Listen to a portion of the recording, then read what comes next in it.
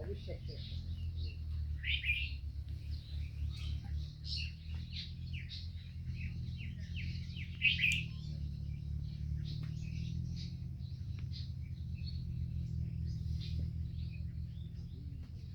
আপনি একটু red lady নিয়ে গবেষণা করেন তো, রেড লেডি ফেল করতেছে।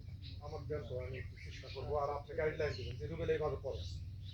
রেড লেডির আপনাকে বীজ দেবো আমরা, বীজ মানে অরিজিনাল একেবারে পিওর বীজ দেবো, অবশ্যই আমি কাজ করবো, সেটা নিয়ে কাজ করেন। যে কোনো কৃষি না আমার কাজ করালে আমি করবো।